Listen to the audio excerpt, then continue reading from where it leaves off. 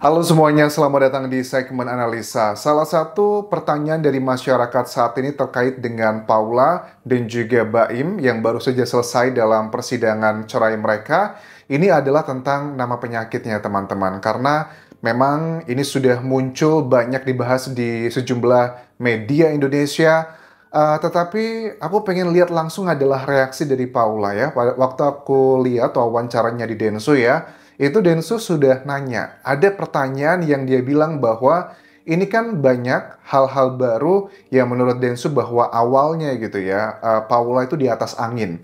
Atau dalam tanda kutip banyak mayoritas yang ngebela Paula. Tetapi belakangan ini justru sepertinya posisinya terbalik. Apalagi diperkuat dengan statement dari juru bicara pengadilan agama yang mengatakan tentang putusan tersebut teman-teman. Kita lihat dulu bagaimana reaksi dari Paula pada saat ditanya terkait dengan penyakit, ada 3 huruf yang sudah tersebar di banyak media. Ini reaksi dari Paula. Mau bertahan dengan semua polemik yang sudah terlempar narasi yang di media nih, termasuk yang barusan aku dengar lagi ada berita terbaru, kamu memilih untuk diam, ya, masalah kamu ada sakit dan lain-lain, kamu udah tahu tuh pasti kan. Kamu memilih untuk diam dan udah capek, orang pasti akan ada yang bersimpati. Tapi ini akan menjadi jejak digital. Kan dari awal kita udah ngobrolin nih. Anak-anak gimana bacanya? Gimana pertanggung jawab saya? Bagaimana saya harus menjelaskan? Itu kan pasti ada di kepala kamu kan semuanya. Jadi untuk sekarang ini, biarkan begitu saja narasi itu. Kamu mau biarkan itu. Coba lo lihat dulu. Oke. Waktu Densu bertanya seperti itu, Paula hanya menangis. Dan Densu pun paham ya, dengan bahasa tubuh dan juga feeling ya, atmosfer pada saat dia bertanya seperti itu, dia paham bahwa, oh, dia makanya bilang, oh jadi mau didiamkan begitu aja dulu narasi yang sekarang beredar di masyarakat. Kemudian Densu bilang, coba Pak Lawyer dulu yang bilang, karena paham lah, Densu juga punya empati kan ya, tapi dia juga sebagai seorang pewawancara, pasti pengen tahu terkait dengan isu yang sekarang sedang beredar. Kalau memang penyakit 3 huruf tersebut tidak ada, ya tinggal dibilang aja tidak. Tetapi dari bahasa tubuh ini multi interpretasi sih teman-teman. Ada multi interpretasi, tetapi waktu kita baca kemarin ya, yang diduganya adalah salah satu putusannya tentang penyakit 3 huruf tersebut, cuplikannya ini teman-teman, ada keterangan ya, menimbang bahwa pemohon mengkhawatirkan anak-anak diasuh termohon karena terkait dengan masalah kesehatan termohon berdasarkan bukti P86 berupa surat balasan dari Rumah Sakit Keramat 128 yang menyatakan Dr. Profesor Zubairi Jurban tidak dapat menghadiri persidangan karena rahasia rumah sakit dan bahwa ada perjanjian dengan pasien dan sejumlah saksi. Di sini dikatakan bahwa sebelum menikah termohon dinyatakan adalah positif terkait dengan 3 huruf tersebut. Nah ini kan aku ambil momentum ini adalah sebagai juga ada bagian edukasi terkait dengan nama 3 huruf tersebut. Ada yang bilang kalau begitu suaminya tertular dong Anjas, kalau begitu anak-anaknya juga tertular dong. Enggak teman-teman. Jadi untuk penyakit 3 huruf tersebut ya, itu juga mohon maaf ya, di Thailand itu juga tempat aku tinggal ya. Di Thailand tuh ada sejumlah selebriti yang sudah menunjukkan mereka memiliki hal tersebut dan mereka masih memiliki pasangan, memiliki anak-anak dari biologis mereka, dan itu sehat-sehat aja. Karena memang untuk penderita 3 huruf tersebut itu bisa diminimalisir dengan perawatan medis yang tepat, seperti mengkonsumsi obat-obatan tertentu selama kehamilan dan persalinan, serta dengan persalinan pilihan yang tepat. Bahkan operasi sesar bila perlu gitu. Terus kalau menyusui bagaimana? Itu pun juga sama. Ada di kondisi tertentu, seorang ibu misalnya dengan 3 huruf tersebut, itu juga masih bisa melakukan hal tersebut. Jadi kalian bisa dalamilah terkait dengan hal ini, karena ini sudah banyak informasinya di area publik, di Google gitu. Cuman karena masih banyak stigma negatif, penyakit yang diduga sekarang beredar gitu di masyarakat, ini tuh nggak ada apa-apanya dibandingkan dengan diabetes. Diabetes tuh jauh lebih sulit ya penanganannya. Ada banyak yang komentar kemarin, Anjas kamu jangan ngasih salah informasi, itu tuh sangat berbahaya A, B, C, dan D. Ya itulah, makanya masih banyak stigma negatif. Cuman, it's okay, kita bukan dokter, tapi yang pasti memang kalau memang di treatment dengan cara yang benar, itu tidak masalah. Kalau itu memang benar yang diderita Paula, please, jangan, aku nggak mau ngerasa lebih suci ya dibandingkan orang lain hanya karena kita memiliki sebuah penyakit tertentu, itu nggak juga gitu. Jadi aku prihatin untuk urusan tersebut. Tetapi memang mohon maaf ya, untuk beberapa fakta-fakta persidangan, ya memang dari, kalau secara hukum memang yang disampaikan dari juru bicara pengadilan agama tersebut, ya mengatakan bahwa memang betul ada pria idaman lain, ada hal-hal yang menjadi tuduhan-tuduhan dari Bayam itu terbukti semuanya. Memang itu mengarahnya ke sana teman-teman. Cuman ya kita coba dengarkanlah apa yang disampaikan alibinya dari Paula. Ada salah satu statement dalam wawancara ini bahwa ada apa ya, kayak namanya dari sosok pria yang diduga menjadi pria idaman lain tersebut ya, itu katanya dirubah di handphonenya Paula itu adalah nama perempuan.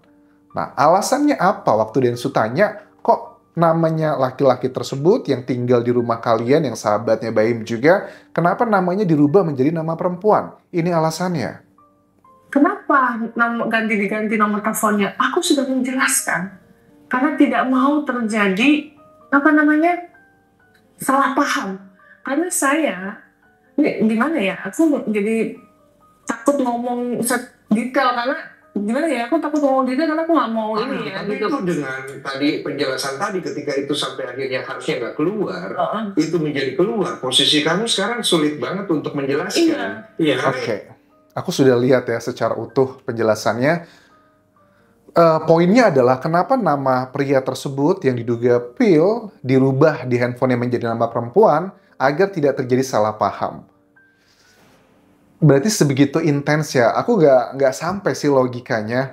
Ya waktu zaman dulu ya aku juga ada orang ketiga gitu. Aku rubah namanya gitu agar tidak terjadi miskomunikasi. Karena memang ada apa-apa. Pada umumnya seperti itu ya. Tapi kenapa kalau nggak ada apa-apa, kenapa harus dirubah namanya? Toh katanya itu adalah sahabatnya, suaminya juga. Jujur untuk bagian ini penjelasannya, mohon maaf, agak sulit untuk diterima. Ini kita melihatnya langsung dari Paulanya yang menjelaskan di wawancara ini. Dan Densu sangat baik ya untuk mendengarkan, termasuk yang favorit juga sebagai podcaster gitu. Dia jago dalam mendengarkan, jadi Paula bisa relax menyampaikan semuanya. Cuman agak sangat sulit diterima logika kalau alasannya hanya agar tidak terjadi salah paham, dan penjelasannya itu juga mohon maaf muter-muter ya. Oke, terus yang berikutnya adalah terkait dengan sosok NS ya yang diduga tersebut.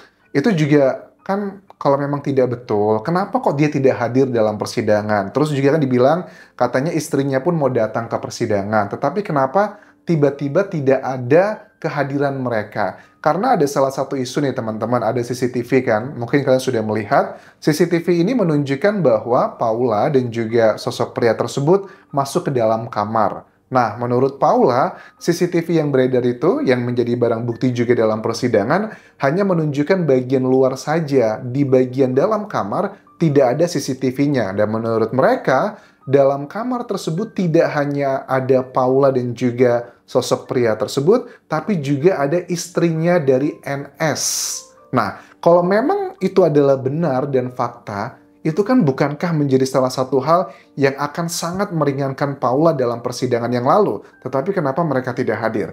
Coba kita lihat dulu statement dari Paula terkait dengan isu ini, karena ada banyak hal dalam berkomunikasi itu yang bisa kita pahami bukan cuma dari kata-katanya, tapi juga dari intonasi dan juga bahasa tubuhnya. Sudah menghubungi. Kamu menghubungi NS, meminta supaya beliau bisa hadir. Awalnya menyetujui. Awalnya dia menyetujui. Bersama istrinya ya. Kita berhubungan baik, sampai sekarang masih berhubungan baik kok gitu.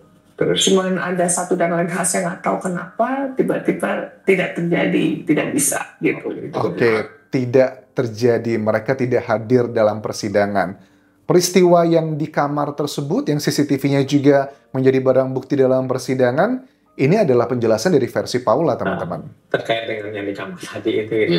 Benar nggak sih gitu kan? Iya benar. Dan kemudian ngapain sih gitu kan? Kita ngobrol bagaimana Paula menjadi lebih baik gitu kan. Berdua, itu aja tuh enggak. bertiga sama istri. Oh itu ada rekaman CCTV yang ditampilkan? Itu beda lagi. Oh ini cuma berdasarkan saksi saja? Iya. CCTV yang dari luar aja. Yang masuk ke kamar. Oh, masuk ke dalam, tapi di dalam kamar Oke. tidak ada. Jadi CCTV tersebut hanya dari luar saja dan aku tangkapnya terekamnya adalah masuk ya Paula dan juga suami si NS tersebut ya. Tetapi istri dari NS tersebut apakah tidak terekam juga masuk ke dalam kamar? Karena menurut versi mereka ada 3 orang di situ. Ngobrolnya adalah agar Paula tuh menjadi perempuan yang jauh lebih baik aja. Agak jujur kalau aku lihat dari kehidupan di kota Jakarta, kan Paula mengakui bahwa dia tidak tahu agama dulu karena dalam persidangan itu kategori selingkuh tuh bukan cuman katanya yang zina, tapi juga bukan muhrim, ngobrol, dekat-dekatan, atau di tempat tertentu, itu juga bisa dikategorikan hal yang seperti itu. Aku rasa Baim juga bukan tipikal yang, mohon maaf ya, kan ada di Indonesia itu yang sampai sebegitu sakleknya, tidak mau salaman, tidak mau bersentuhan, terlepas benar atau salah ya, tentang hal ini ya. Cuman masalahnya adalah, ya ini kan tipikal kayak kehidupan orang kota, metropolis, selebriti, cipika-cipika adalah hal yang biasa. Nah, hal-hal yang seperti itu menurut Paula, itu yang dikategorikan adalah tentang pria idaman lain tersebut. Karena menurut Paula, itu adalah sebuah gaya hidup atau biasa aja ya. Dan dia pun bilang, Paula ya di sejumlah media, Baim pun juga seperti itu kok. Kan ada banyak tuh bukti-bukti jejak digital pada saat Baim bertemu dengan teman-teman yang lawan jenis pun juga ada yang taci-taci gitu. Ya, ini adalah bagian yang sekarang sedang menjadi dilematis ya teman-teman. Terus wartawan itu tanya ya terkait dengan isu sakitnya Paula pada saat Baim itu lagi premier di sebuah film.